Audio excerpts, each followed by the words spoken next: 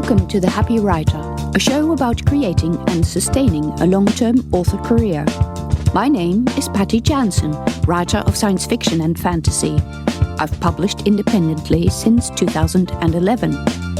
This show covers motivation, diversification, learning new skills, and your place in your career. Come on in and be happy.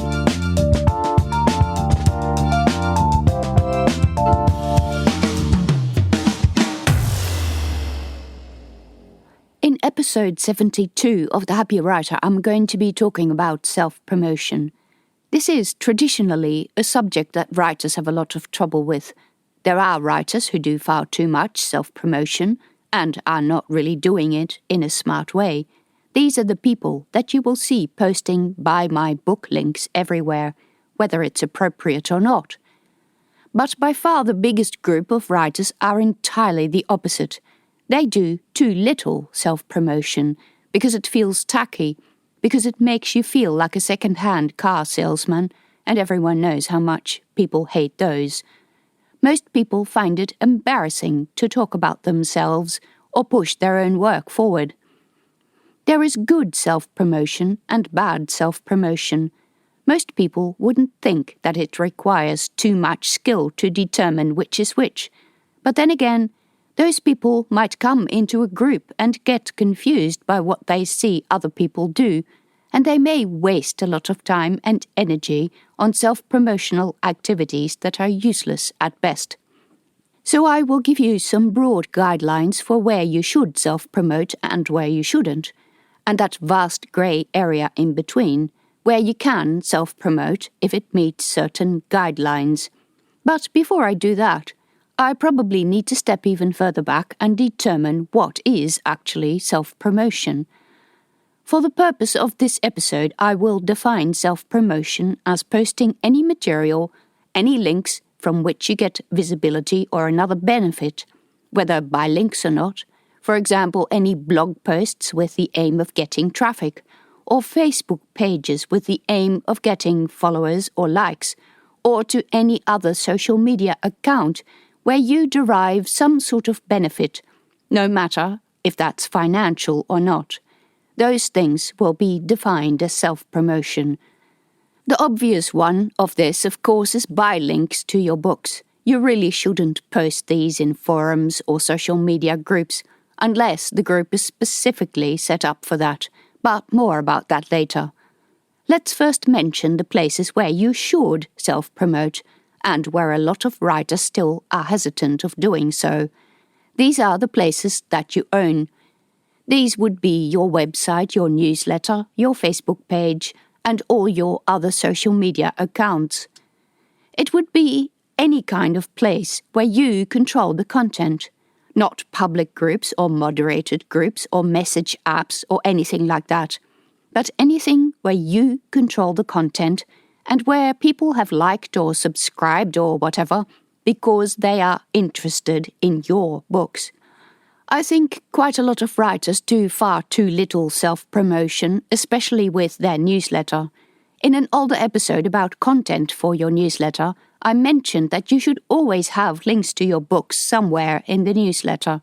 You should always highlight one of your books, maybe when you discount it. You should never fail to let your friends and fans know when your books are on special, and you can easily do this multiple times, because not everyone sees the message or email the first time around, and they might see it and forget about it. You should also post links to your books on all your social media accounts if they allow you to do so. If not, like with Instagram for example, put a link to a page that has all the info in your bio. Post cover reveals of your new books. Post reminders that a book is free or notifications about new releases or anything else you can think of. These pages or channels are yours.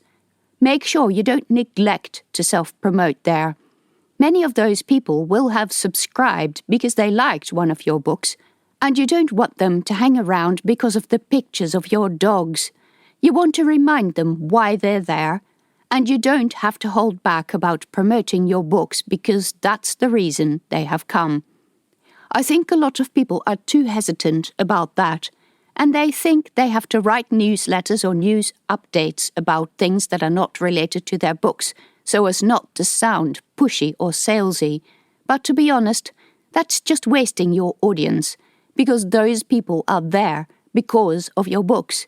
Cool, if you want to talk about your dog, do that by all means, but also talk about your books every single time. So you give them information about the new book you're writing, little updates and cover reveals and all that kind of stuff, because that's what they're there for. If you have an active Facebook page, you should also repeat those messages there. If it's an author Facebook page, then that is why those people followed you in the first place. I think a lot of writers are far too timid with this sort of stuff. I also think that if you're worried about posting too much self-promotion, then you should probably post more. If your main worry about self-promotion is how many times you need to post in this or that particular Facebook groups, or how many times a day you need to repeat your tweet, then you're not only posting too much of it, but I don't think you're doing it very efficiently. So now we have talked about the places where you should self-promote. We will talk about the places where you shouldn't. And this is both a very long list and a very short one. The short version is that you shouldn't promote in any of the places you don't control. Any of the places that were not specifically set up for self-promotion, where you don't control the content, where you're not the moderator, unless, and also only unless, the group or venue is set up specifically for that purpose. But having been to some of those promotional Facebook groups, you will see that the group feed consists solely of writers spamming their books, sometimes multiple times a day. You start to wonder if there are any readers in the group. Hint, probably not. If you're in there posting several times a day, my bet is that you're very likely wasting your time. It's not going to affect you in a bad way. Few people see those posts anyway, but you could spend that time and energy so much more productively. You shouldn't self-promote in communities that are set up for writers. A lot of people make this mistake. They join a Facebook group for writers, and the first thing they do is post a link to buy their book, because somewhere someone told them that they should be posting so many times a day in Facebook groups. These people probably fall in the category of people who promote too much. And to be honest, it's obnoxious, because if there is one quote that you should use as a screensaver, or if you're so inclined, print it out and hang it on the wall, that is, authors are not your audience. Your fellow authors are people who you can ask about parts of the publishing process, about selling, about setting up accounts and stuff like that, but they are not people you should be trying to sell your books to. In the first place, it's annoying, and in the second place, authors are interested in a wide variety of genres, and they are literally not your target audience.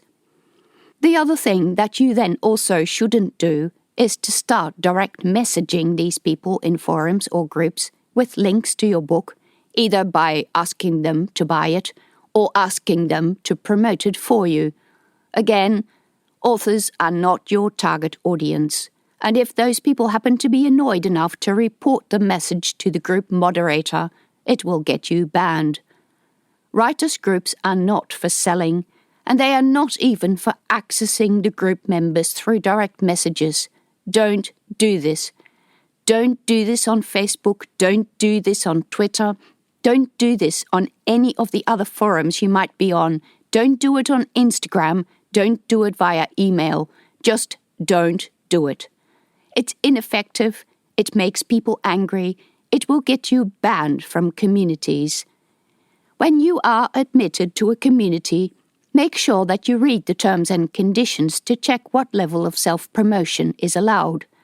Sometimes groups will allow one thread per week. I'm in several groups where one day a week you can reply with something that is self-promotional. Sometimes groups will tell you to contact the moderator who might decide to let your self-promotion through. Sometimes a certain type of self-promotion is allowed, but others are not. For example, you may not be allowed to post buy links, but you could be allowed to post links to a blog post you wrote. But even so, never post it without giving a summary, and never post it so that it looks like the sole reason for making the post is to get people to your content, your blog or your article or your podcast or whatever. Make it so that they can click the link for further information, but they can also determine the gist of it without having to do so. Some groups allow this. If you are unsure, I would advocate that you hang around in the group for a while to determine what the tone and style of the group is before you start posting this kind of stuff. The most egregious form of self-promotion comes in the shade of buy or swap requests, either for buying books or reviewing each other's books.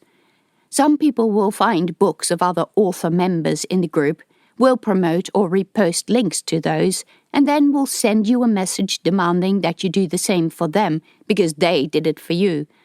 This is a very uncomfortable situation. You don't want to be a jerk, but you took one look at the book they asked you to promote, and it is not at all in the right genre, or you don't like the cover, or you don't think it was professionally produced. You don't want to promote it. But what do? Your friendly self is telling you that you should reply, but you don't want to come over like an arrogant jerk, and you don't want to promote the book because for whatever reason, quality or otherwise, it doesn't suit your audience. To writers who are thinking up such schemes, I can only say, don't. You're not making yourself very popular, and before you know it, people behind the scenes will be talking to each other about this email they got from this jerk who said they promoted one of your perma-free books and now demands that you promote them in return. Please don't.